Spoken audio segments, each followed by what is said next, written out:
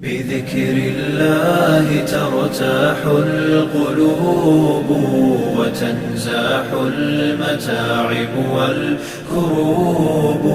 وتنزل رحمة الغفار غيثا به تمحى المعاصي والذنوب وتنفتح البصائر بعد غيم فتنكشف الغياهب والغيوب وينسى ظلم من ظلموا وتشفى جراح في الفؤاد لها ندوب وتطوى ذكريات كالحات لها في الصدر إن نشرت نعيب